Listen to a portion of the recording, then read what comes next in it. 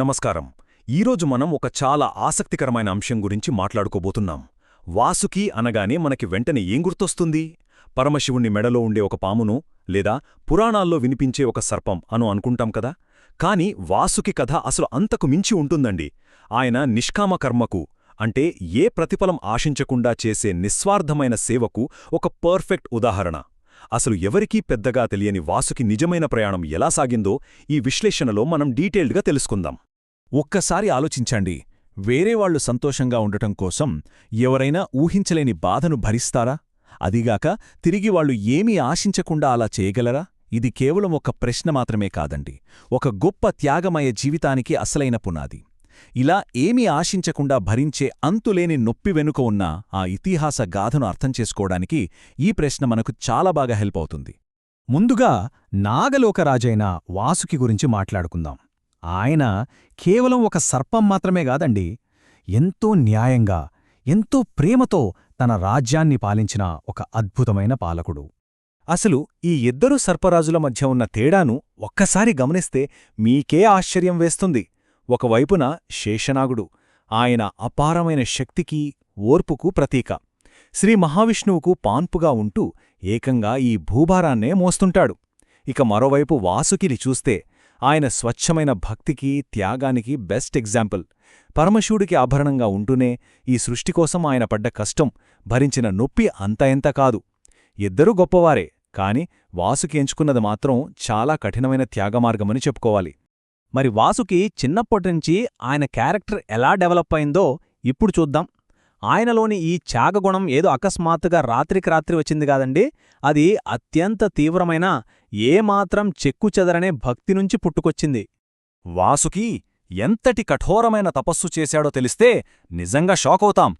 హిమాలయాల్లోని ఒక గుహలో కూచుని అన్నపానీయాలు పూర్తిగా వదిలేసి తనను తాను ఆ పరమశివుడికి కంప్లీట్గా అర్పించుకున్నాడు. ఆరుబయట భయంకరమైన తుఫాన్లొచ్చినా, రక్తం గడ్డకట్టేంత మంచు కురుస్తున్నా ఆయన అస్సలు కదలలేదు. కనీసం చుట్టూ మంటలంటుకుని అడవి కాలిపోతున్నా సరే, తన శరీరంపై చెదలుపడుతున్నా సరే, ఆ తపస్సు మాత్రం ఆగలేదు.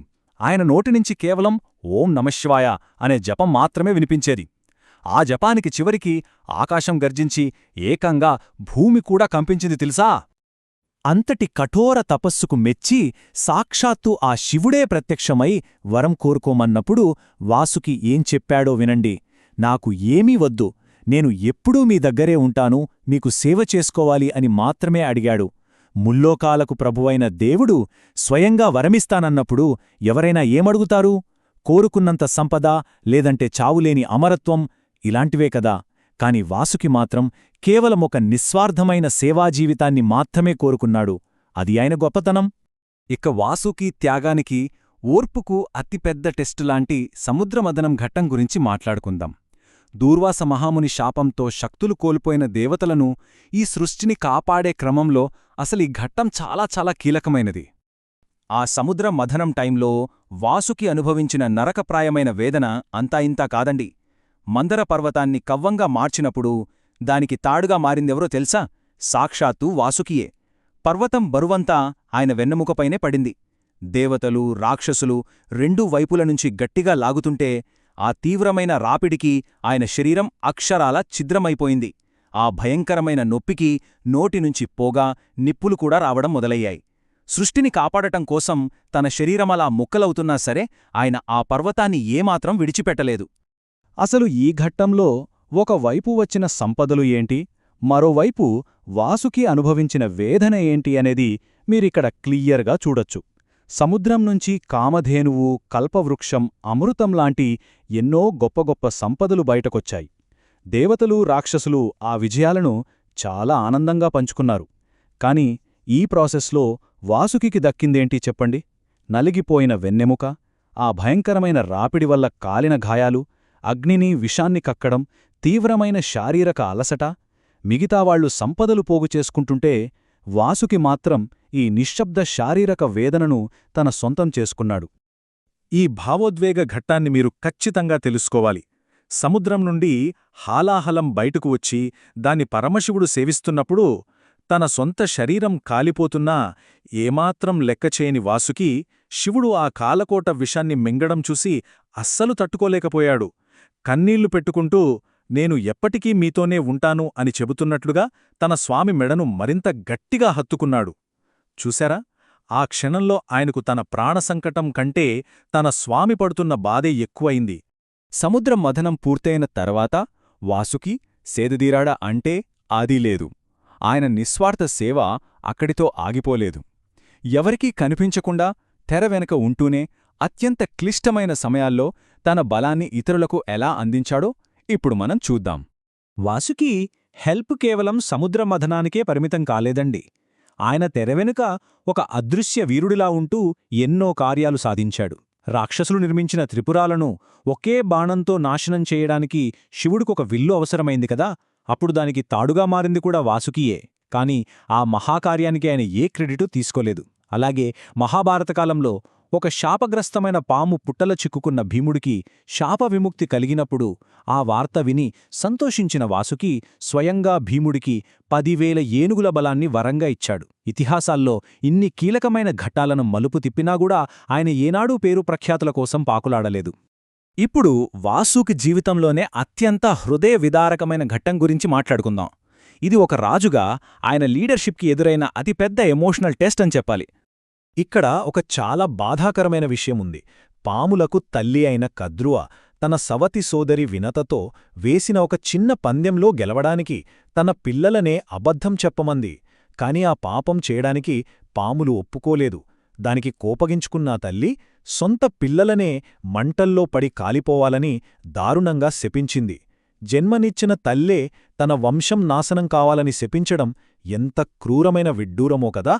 ఆ తల్లి శాపం ఫైనల్గా సర్పయాగంగా ఎలా మారిందో మీరు ఈ క్రమంలో చూడొచ్చు. ఆ శాపానికి తోడు తక్షకుడు పరీక్షిత్తు మహారాజును కాటేయడం, దాంతో రాజు జనమేజయుడు తీవ్రమైన కోపంతో సర్పయాగాన్ని ప్రారంభించడం జరిగిపోయాయి. ఆ యాగమంత్రాలకి ఆకర్షితులై వేలాది పాములు మంటల్లో పడి కాలిపోతుంటే ఆ ఆర్తనాదాలు వింటూ వాసుకి నిస్సహాయంగా విలపించాడు. త్రిపుర దహనంలోనూ సముద్ర మదనంలోనూ చెక్కుచెదరనే ఆ ధీరుడు గుండా తన ప్రజల కష్టాన్ని చూసి ఒక్కసారిగా బరువెక్కింది. అయితే అదృష్టవశాత్తు ఆస్తికుడు అనే ఒక యువకుడు తన వేదజ్ఞానంతో ఆ యాగాన్ని ఆపి నాగజాతికి అద్భుతమైన రక్షణ కల్పించాడు. ఇన్ని శతాబ్దాల పాటు అపారమైన కష్టాలను ఊచుకొని మౌనంగా చేసిన ఈ నిస్వార్థ సేవకు చివరికి ఏ స్థాయిలో గుర్తింపు లభించిందో ఇప్పుడు మనం తెలుసుకుందాం. నిజంగా ఇది ఆయన త్యాగానికి దక్కిన అత్యున్నత శిఖరమండి.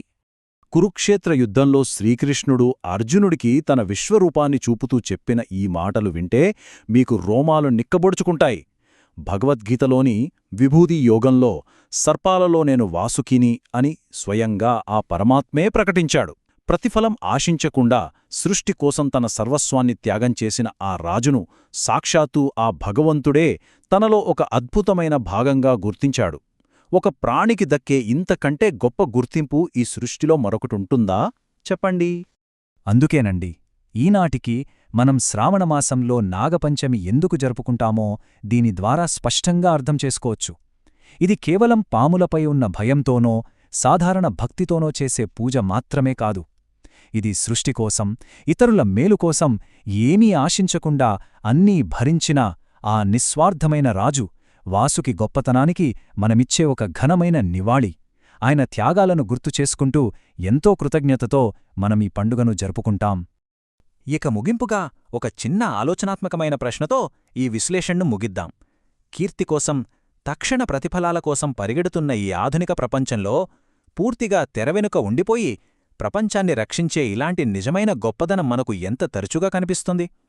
ఎటువంటి గుర్తింపు లేకుండా కేవలం ఇతరుల భవిష్యత్తు కోసం అంతులేని నొప్పులు భరించే వాసుకిలాంటి నిస్వార్థతత్వం నేటి కాలంలో దొరకని ఒక అరుదైన నిధి.